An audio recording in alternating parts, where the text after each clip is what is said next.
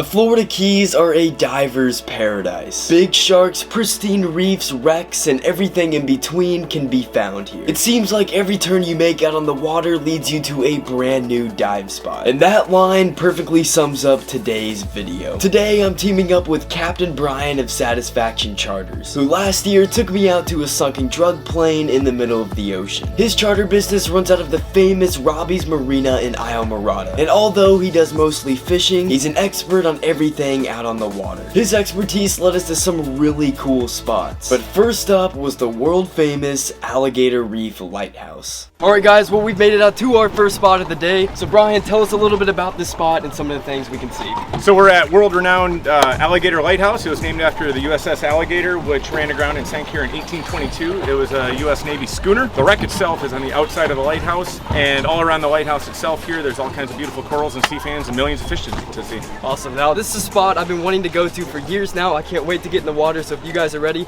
let's hop on in and see what we find.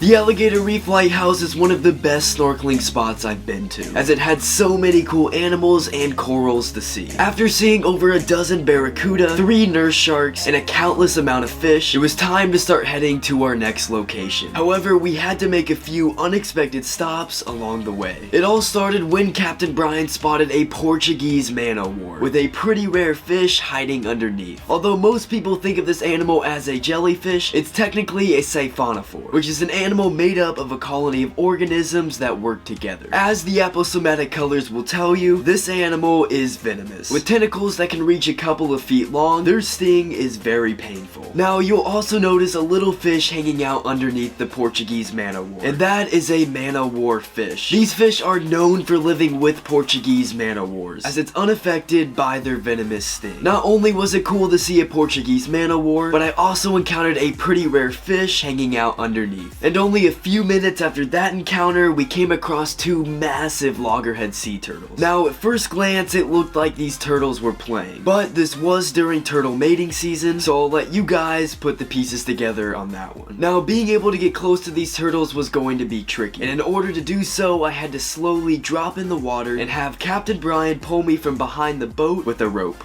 Do I get to hop in now? Yeah, go for it. I'm in neutral. I won't get it. It was pretty risky, but it paid off, and I was able to get face to face with these giant turtles.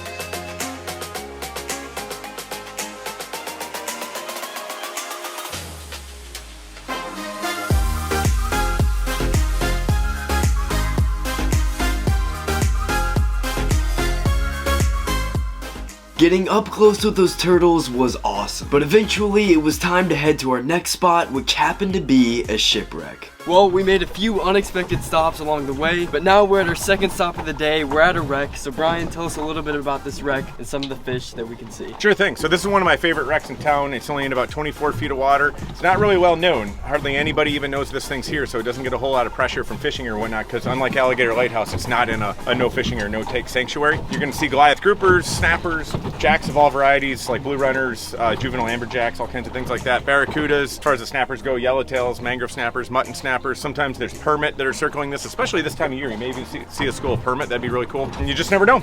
Mooring eels, all kinds of stuff. All right, it sounds awesome. So let's get in the water.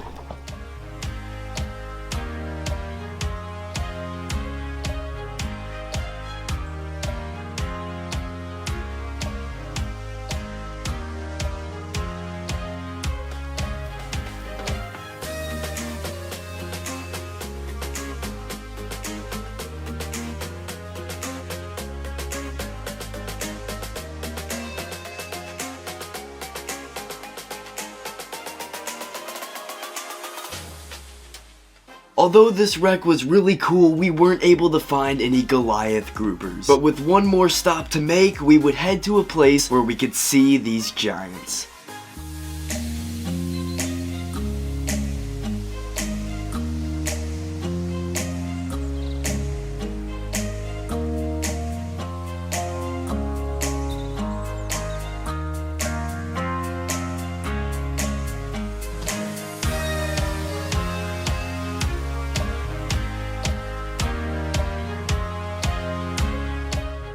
If you listen closely to the audio, you can hear a thumping noise coming from the grouper. This noise is actually used as a warning to nearby groupers that potential danger is near, which is a pretty cool defense tactic. This Goliath grouper was only one of the countless cool things I saw out on the water, proving that the Florida Keys are indeed a diver's paradise.